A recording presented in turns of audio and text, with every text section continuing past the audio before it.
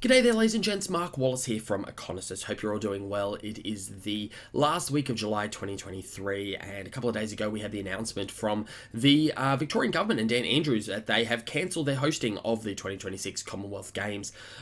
In some ways, very surprising because I don't believe you can possibly quantify the sheer scale of the economic, social, and reputational damage that the Victorian Government has just inflicted upon itself, probably in the order of maybe a factor of 10 of the notional cost blowout that they saw in terms of future trade, economic activity, and other types of economic and social benefits and reputational benefits that the cancellation of a major event like this, so close to it occurring, has inflicted upon them. Unsurprising because we sort of already knew that the sort of multi-regional city centre model that they had adopted for the Commonwealth Games so soon after they had hosted it through in the Melbourne was really structurally flawed and had been flagged by the Commonwealth Games Committee nationally and also by the Australian Olympic Committee as having some real issues when it comes to potential risks of cost blowout and efficiency and actual sort of games operational efficiency. So in some respects, the cost blowouts are unsurprising. The model itself embedded that into it, and so in that respect was quite poorly devised and envisaged from the beginning. On the other hand, the fact that they actually cancelled it is just mind-bogglingly stupid when it comes to the scale of the reputational damage that they've now inflicted upon themselves for potentially multi-generational impacts. So, anyway, very, very disappointing in that respect, and a bit silly. And I think we've seen some of the commentary that's come from some more of the hack commentators in the media, the sort of Australia first, isolationist, almost pseudo-xenophobic sort of commentary about how we shouldn't be pursuing these types of games. It's not appropriate. These are just vanity projects. We shouldn't be engaging with the rest of the world. We shouldn't be hosting these major events. They never make a profit anyway. They just cost us everything. That money we could be spending elsewhere. And the problem with that is that those types of comments rely upon analysis and analysis which is basically effectively a financial appraisal of previous games. The problem with taking a purely financial approach to games is that when you look at the history of Olympic Games, summer and winter, as well as World Cups, they never make a profit.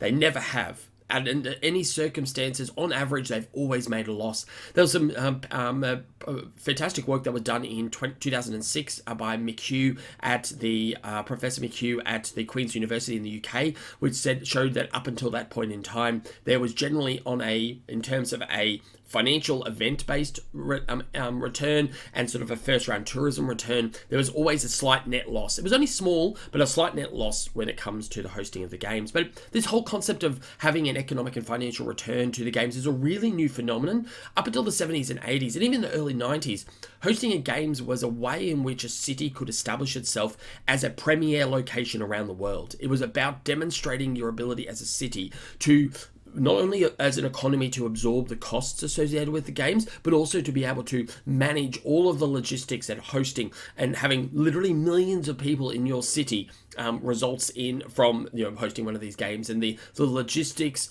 the security, all of the systems and processes that need to be put in place, and your demonstration as a government, as an economy, as a sovereign entity to the rest of the world, that you're one of those pinnacle locations that has the capacity to deliver that. But when we look at the analysis and we start understanding, the shortfalls that the previous analysis that has been undertaken around these major games have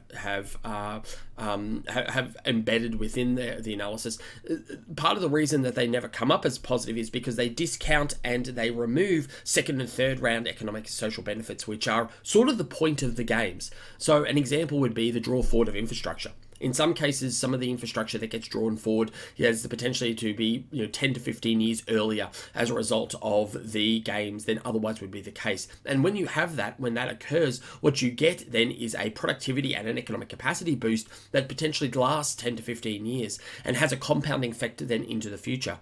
Other things in terms of your reputation, your relationship, your profile within the global market has secondary benefits outside of just tourism, including induced future tourism, but things like international education, things like inward migration of skills, business migration and business relocation, inward investment into the country.